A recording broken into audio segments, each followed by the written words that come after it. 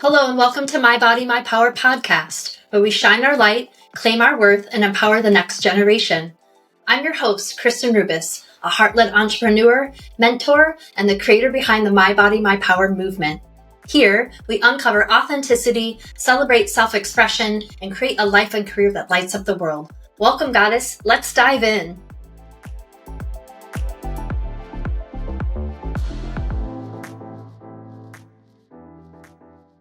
Hello and welcome back to My Body, My Power podcast for episode 3. I'm deeply, deeply grateful for my guest speaker and community educator, Teasha McCallum of Nature's Divine Botanica. Welcome, Tisha. Hi, Kristen. Thank you so much.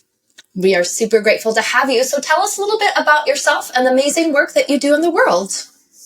Kristen, first off, I just want to tell you how thankful and honored I am to be here and be present in this moment to be doing another collaboration with you. You have supported me since the beginning of my business portion of this, which started about 5 years ago. So you've been a pivotal person in just supporting me and getting my name out there, and also creating with you as well. So I just want to thank that. And yeah, so my name is Tisha, and I am an ethnobotanist and an herbalist, a dancer, a visionary, a writer, a volunteer, a mother, a family person. I am just so multifaceted.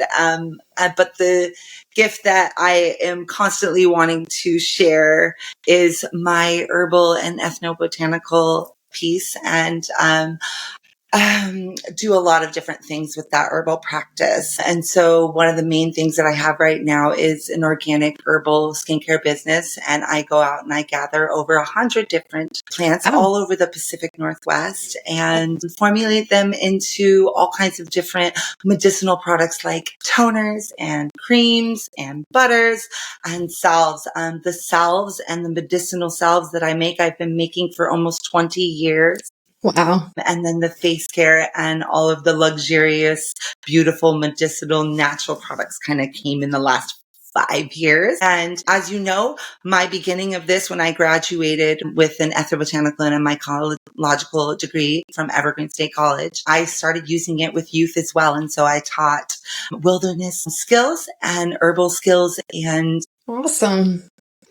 camping skills and adventure camps with the YMCA, and both summer camps and before and after school programs. Cool.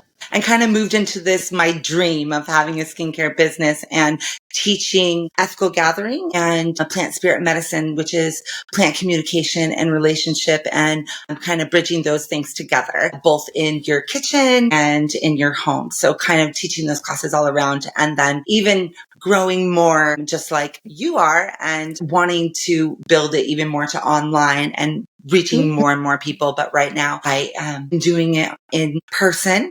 Mm-hmm. And most of them are done in my home. I am starting a whole year of plant walks. So we're going to be just adding those new elements to get more personal with those plants, because my mission is to create that relationship with nature and to remind people that we are not separate, that we have this connection, that we have this communication going on, and then kind of bridging that with science as well, and talking about the electromagnetic, energetic, emotional connection and responses that we have inside with plants, and then kind of bridging that more with Western ideals as well, so that it can have a broader reach. Beautiful. And just, teaching about reciprocity and restoration and conservation. And that's pretty much the work that I do with plants.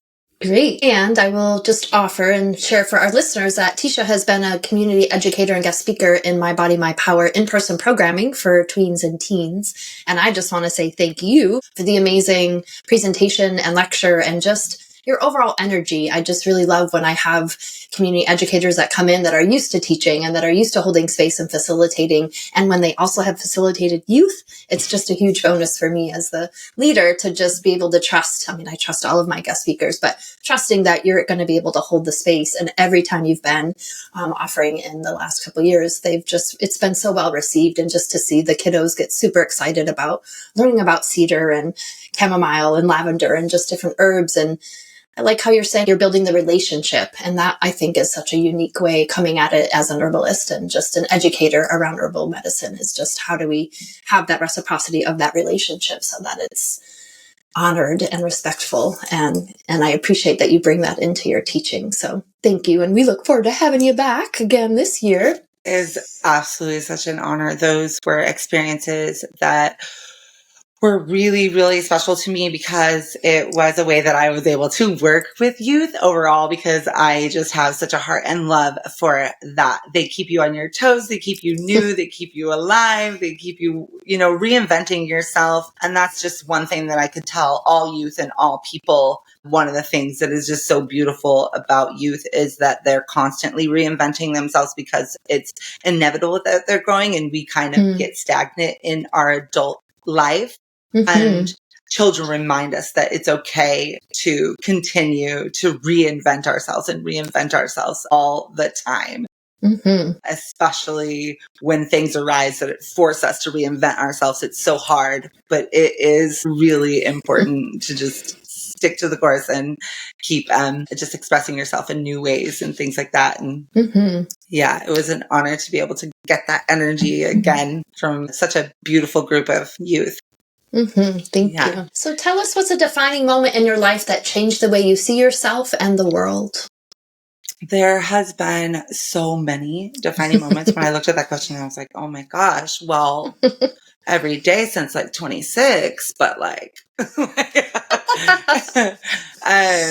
I think that because the way I grew up in a certain, type of religion. And so 13 was a really big pivotal moment for me, because I started to see nature and see earth. I've been really, really lucky to kind of have this understanding at such a young age, honestly, to realize that a lot of the organized part of the religion just kind of fell apart for me, because it just didn't seem right to love, actual pure love of everything and all beings and all things. Luckily, in this religious background, I did have this knowledge that everything had a spirit. Not all religions say that plant and this and that have a spirit, but my background did.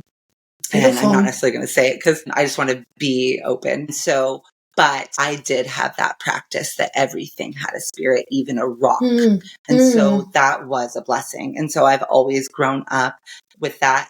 But I've always wanted to bridge science in that. So when I was 13, I started to bridge science and spirit together, and plants and all those things. And I kind of was forced to, because I'm living this day-to-day life, but then have this really different life at home.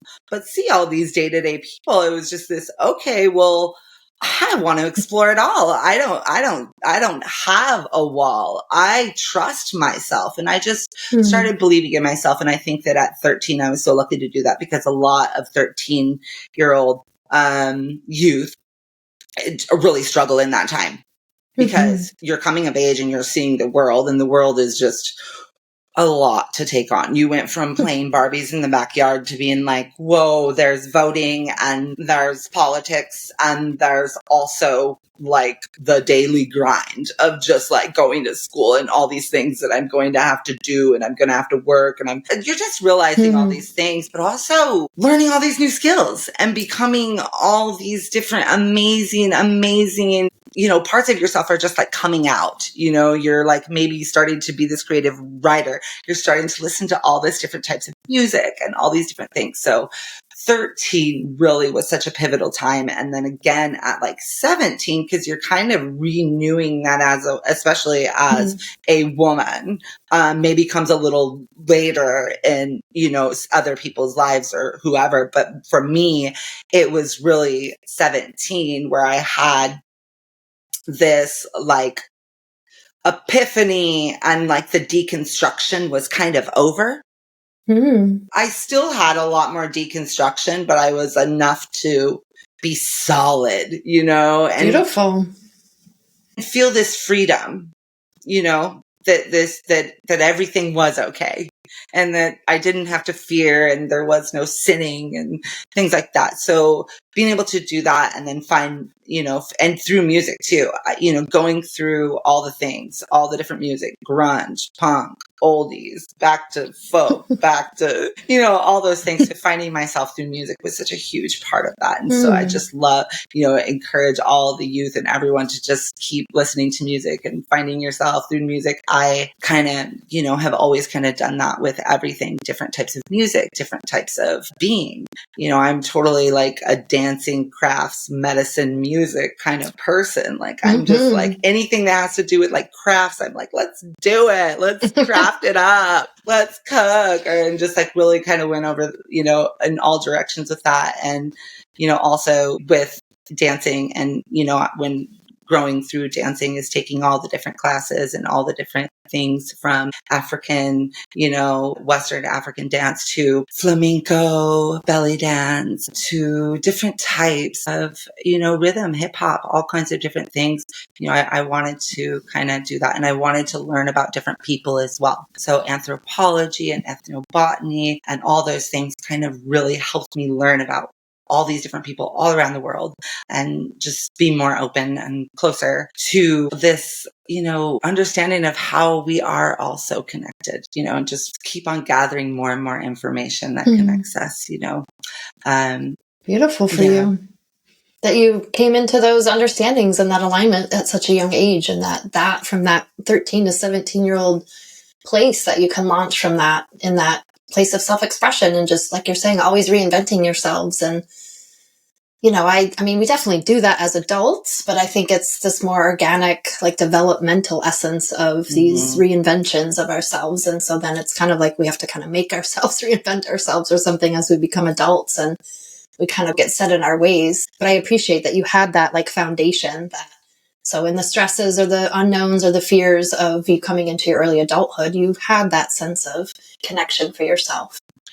Yeah. And I think once we have that, we always have that. And, it ebbs and flows, it comes and goes with our trusting of that intuition and trusting of that inner instinct. But I just really appreciate that you kind of landed into that and connected to that sense of self at a younger age before you came into adulthood. Yeah. And I think that is the side of the religion I was in that I am thankful for because they taught me integrity, to follow my heart.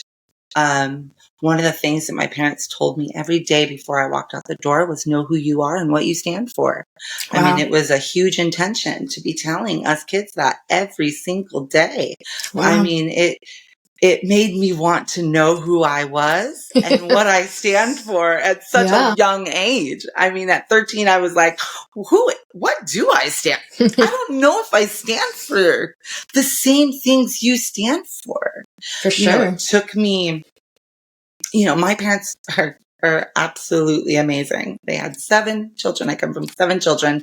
And so they were absolutely amazing to be open enough to, allow me to go my own direction at age 15. I still was going to Bible study and seminary and all those things in the morning, actually, up until I was 17.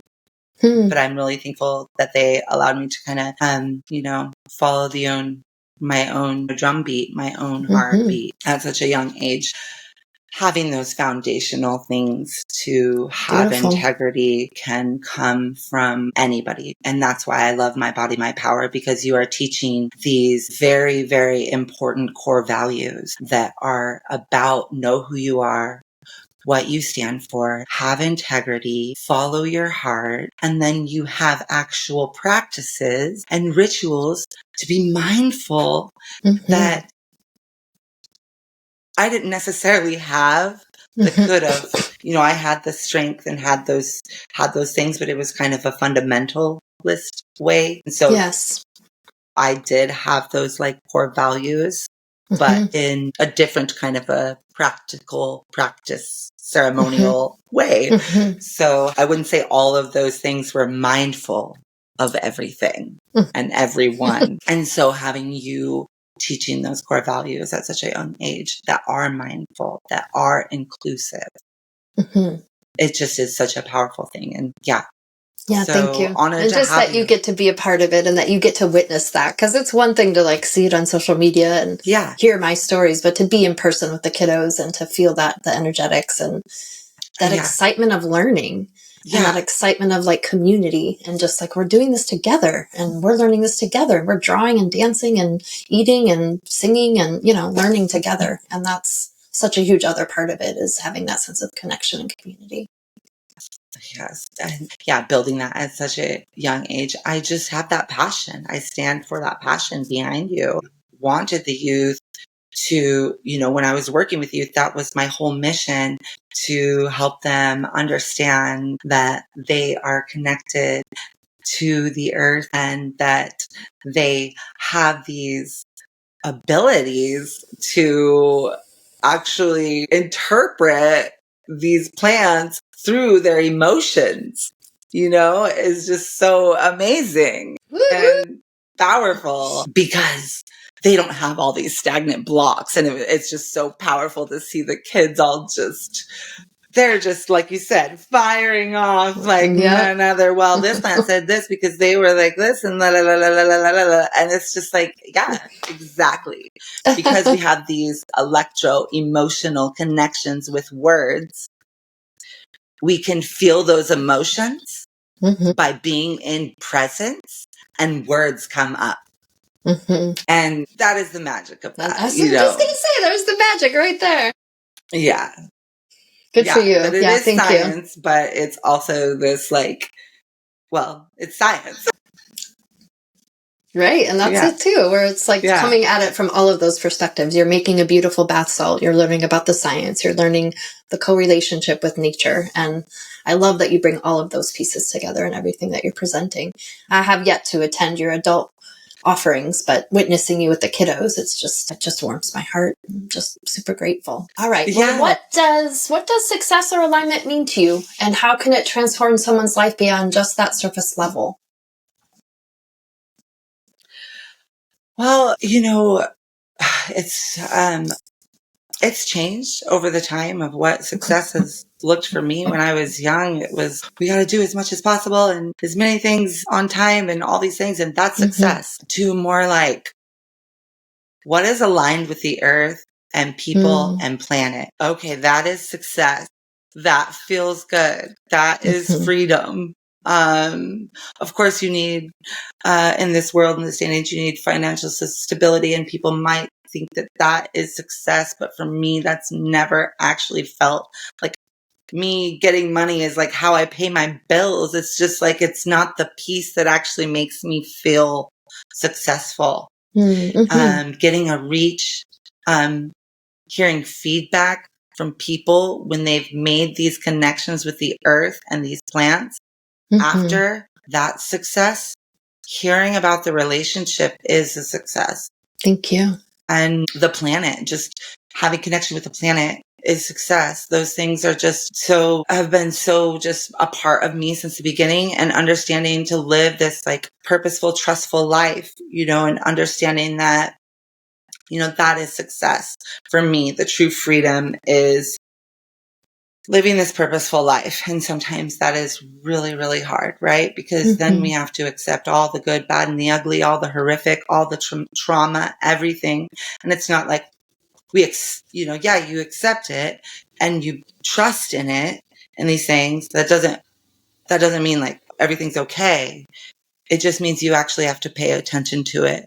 And you have to have this awareness of it. And you have to find out what it means and trust in that thought process. Trust in those things and reinvent while you're doing it. That's success. That's success to me. So, thank you. That's beautiful. I appreciate that. And what does radical self-love mean to you, and how has it played a role in your journey?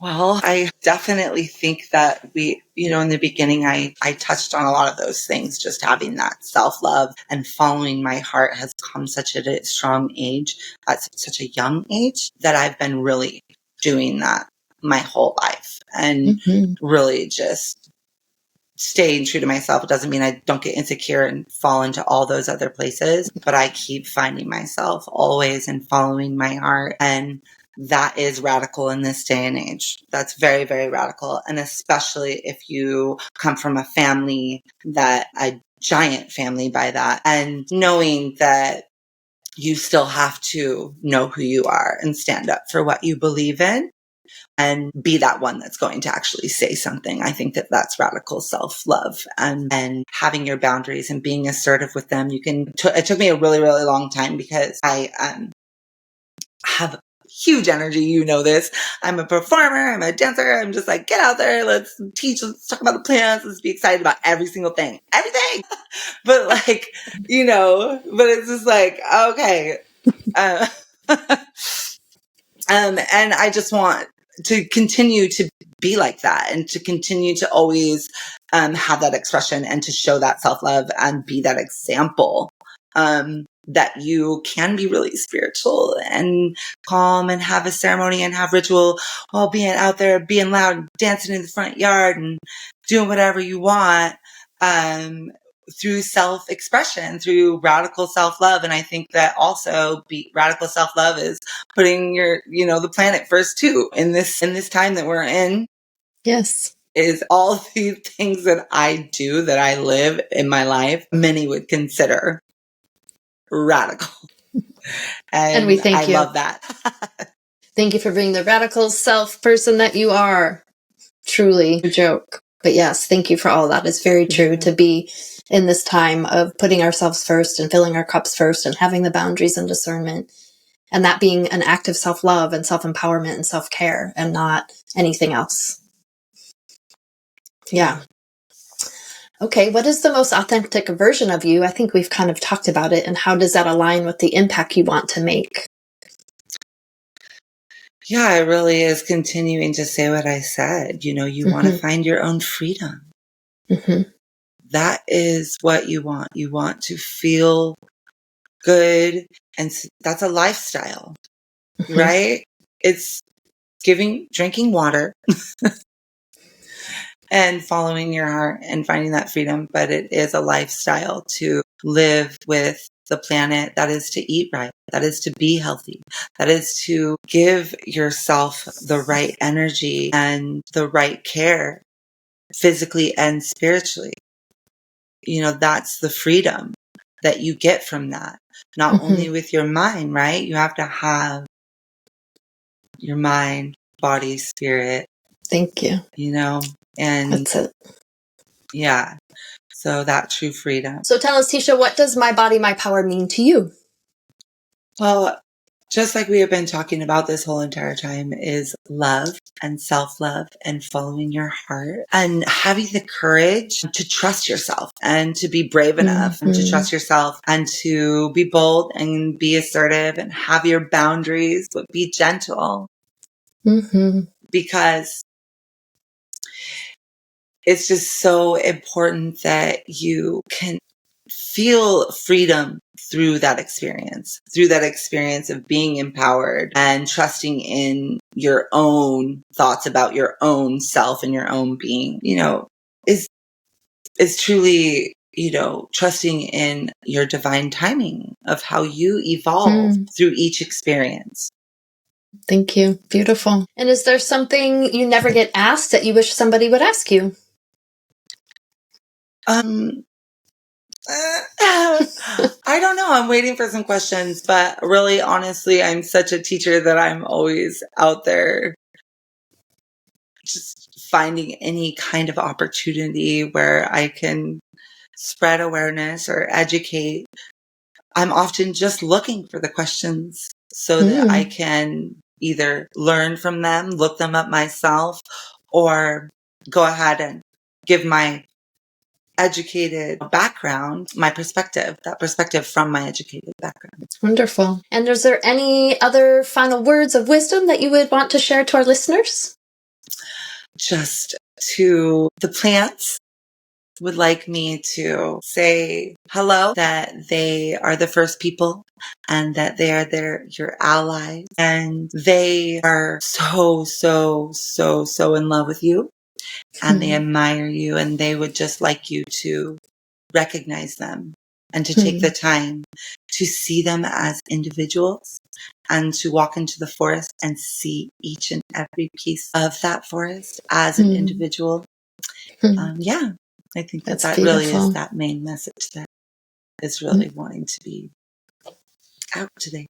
Self-express. And do you have any upcoming events or anything that we should be looking out for as our listeners will be tuning in? Yes. So I have several classes coming up. So this year I've been having about 4 to 5 classes a year, but this year I'm going to try to have them once a month. Beautiful. And so you can go to my website at naturesdivinebotanica.com and go under herbal education, and you will find the different classes.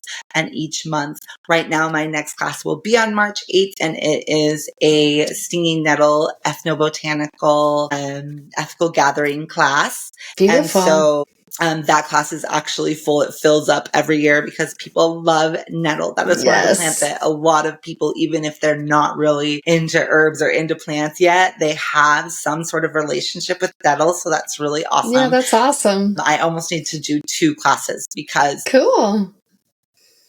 I accidentally didn't close it right in time, and I had like a day, just one day, and I had several people who signed up. Beautiful. I had to tell them we were too full and we apologize. So that is really exciting to see that connection with nettle out there. Mm-hmm.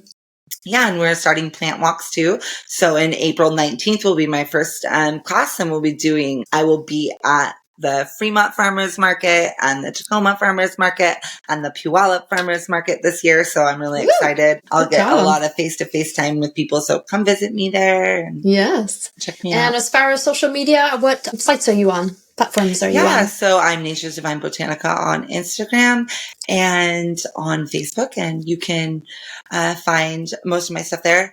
I am Nature's Divine Botanica on TikTok as well.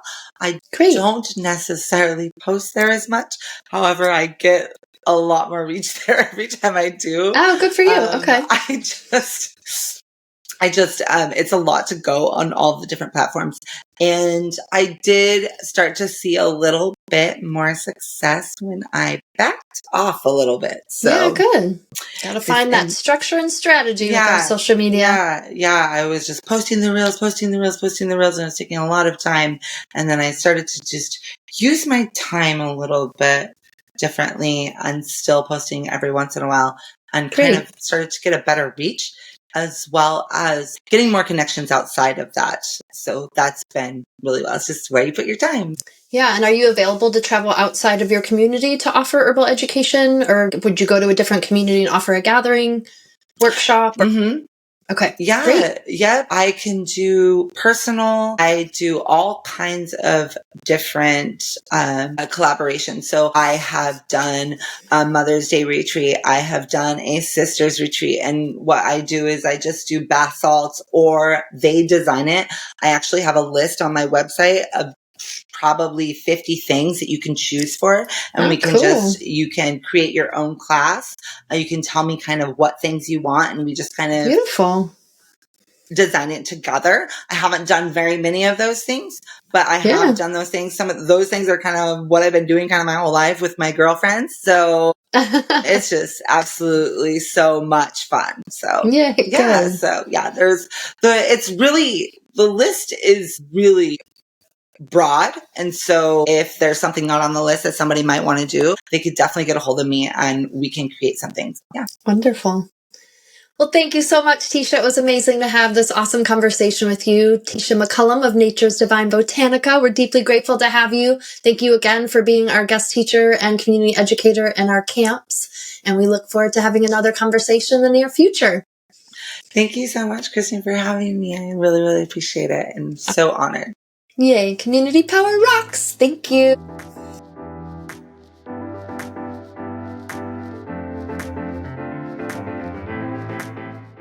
Thank you for joining me on this journey of empowerment and connection on the My Body, My Power podcast. If you loved today's episode, be sure to subscribe, leave a review, and share it with someone who inspires you. Together, we're creating a ripple effect of confidence, courage, and light. Until next time, Goddess, keep shining your power.